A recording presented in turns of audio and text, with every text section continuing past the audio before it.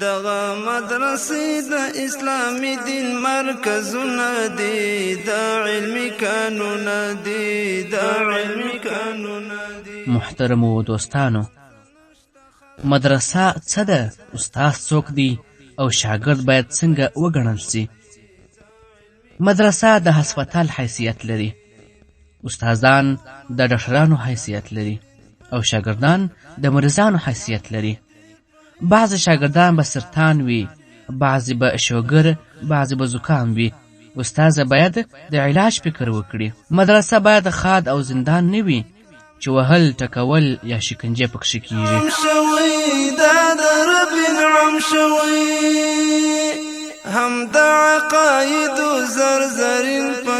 مدرسه د هسپتال حیثیت لري. محترمو، مدرسه یوازې د سبق ځای نه دی، بلکې د اصلاح، تربیه او تزکیه ځای هم دی. مدرسه هغه ځای دی چې د انسان سیرت او صورت، عقیده پکښې جوړیږي، زړه، فکر او اخلاق پکښې پاکیږي.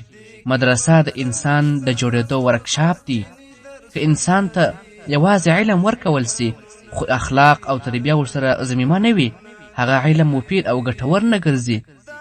نو مدرسه باید د اسلام باطن هم جوړ او صفا کړي، نه یوازې ظاهر. ډاډو اطمینان بخي، ډاډو اطمینان بخي، تل مسلم امت ته یګانه سپېڅلی شان بخي، ډېر ښکلی. استادان د ډاکټرانو حیثیت لري. استاد باید د یو مهربان او هوښیار ډاکټر په شان وي. رسول الله صلی الله علیه وسلم فرمایي، زه د ښوونکي په توګه رالېږل سوی یم. ډاکټر مریض نه وهي بلکې علاج او معالجه یې کوي. استاد هم باید شاګرد اصلاح کړي، نه دا چې یوازې ورباندې قهر او غضب کول. دا علمي کانونه دي، دې کې بل څه نشته، خاص الخاص دیني درسونه دي، دا علمي کانونه دي. شاګرد د مریض حیثیت لري. محترمو، ځینې شاګردان نیمګړي وي. رسول الله صلی الله علیه وسلم فرمایي، د آدم ټول اولاد خطاکاران دي. نو شاګرد به خطا کوي، دا طبیعي خبره ده. لکه مریض چې ناروغي لري، شاګرد هم کمزوري لري. ځینې پکښې ناسم عادتونه لري، اصلاح ته اړتیا لري. نو هغه ته باید د رحم په سترګو وکتل سي. شاګردان مشکلات مختلف وي. ټول شاګردان یو ډول نه وي. یو څو بیلګې درته وایم. یو شاګرد سست او ټمبل وي، بل بیا لږ بې ادبه وي، بل بیا د موبایل معتاد وي، او بل لږ شوخ وي او بد اخلاقه وي. نو استاد باید د هر یوه جلا جلا کار وکړي او بېله نسخه پیدا کړي. یو ډاکټر ټولو مریضانو ته یوه نسخه او یو ډول دوا نه ورکوي.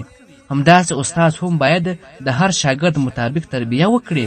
دا علمي کانونه دي، واړه مدارس د تړون سلک تر دیو بند لري، زده کړه پکې. مدرسه باید زندان نه وي. محترمو وروڼو، مدرسه باید د بیرې ځای نه وي. رسول الله صلی الله علیه وسلم فرمایي، اساني وکړئ، سختي مه کوئ. اسلام د نرمۍ دین دی، نه د ظلم او زور. وهل، ټکول، شکنجه دا اصلاح نه ده. په سختي باندې شاګرد له علمه تښتي. که اړتیا وهلو ته وي، هغه هم باید لږ قدر تأدیبا وي، نه تعذیبا.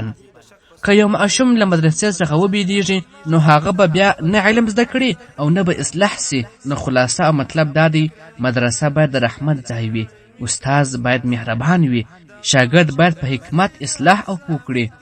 الله تعالی فرمایي، په حکمت او د ښه نصیحت په وسیله د خپل رب جل جلاله ولور ته خلق راوبوله. اللهم اصلح ابناءنا ووفق معلمينا واجعل مدارسنا مراكز للعلم والإيمان. آمين يا رب العالمين.